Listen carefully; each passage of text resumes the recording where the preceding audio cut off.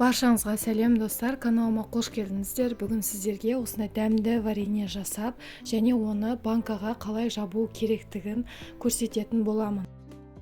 Ең алдымен өріктерді тазалап жуып алып, сүйектерін бөлек алып тастайтын боламыз.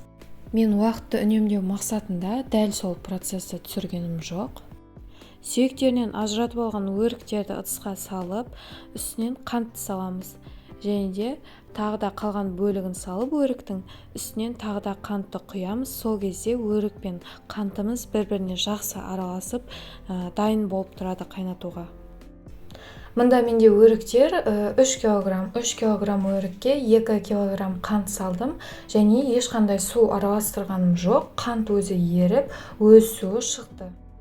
Ал енді бетін жауып бір түнге қалдыратын боламыз, сонда таңертең қайнатуға дайын болып тұрады.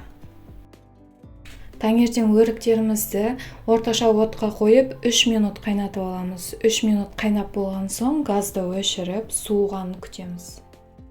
Аздап суығаннан кейін тағы да 3 минут қайнатып аламыз. Қасықпен қозғай беруге болмайды, өріктеріміз езіліп кетуі мүмкін. Жай осылай шетінен көріңіздер, мінекей өз суы осылай шығатын болады. Мінекей бұл біздің соңғы қайнатуымыз, яғни 3-ші рет қайнататын боламыз.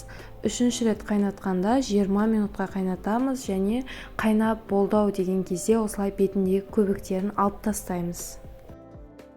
Банкаларды міндетті түрде содамен жуып, қайнап тұрған баспаға ең алдымен қақпағын, содан соң үстінен осындай банка парлауға арналған құралды қойып, банкамызды 15 минут парлап аламыз. Егер банка жақсы таза жуылып және жақсы парланатын болса, банкаларымыз атылып кетпей, ұзақ уақытқа дейін сақталатын болады. Мінекей вареньеміз дайын. Банкамызды парлап алдық, енді вареньемізді аузына дейін толтырып құйып алатын боламыз.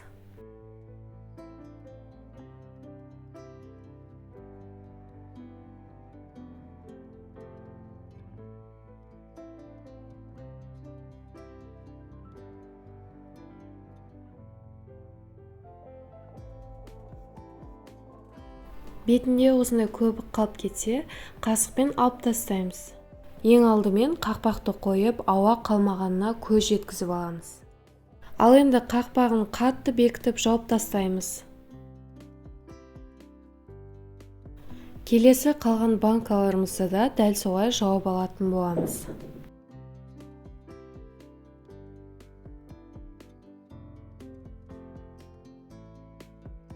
Мінекей банкаларымызды жауып алдық. Енді осылай төңкеріп қойып, бетін жылы болатындай матамен немесе көрпемен, пледпен жауып, бір күнге қалдыратын боламыз. Мінекей бір күн өткен соң осылай бетіне жапқан матамызды алып тастайтын боламыз. Құрметті мен оқырмандарым, бұдан алдыңғы видеода мен тұздалған қиярды үй жағдайында аспиринсіз дайындаудың әдісімен бөліскен болатынмын. Қазір жоғарыда сілтеме қалдырамын, сол сілтеме арқылы өтіп көре аласыздар. Мінекей достар, көріп тұрғандарыңыздай вареньеміз дайын болды. Осылай тал-тал болып шықты. Видеоның басында көрсетілгендей әдіспен қайнататын болсаңыздар, бұйырса сіздердің де вареньелеріңіз осылай тал-тал болып шығатын болады. Видео сізге ұнаған болса, онда лайк басып, маған қолдау білдіре кетіңіздер, және де комментарийда өз пікірлеріңізбен бөлісе кетіңіздер. Баршаңызға ас болсын.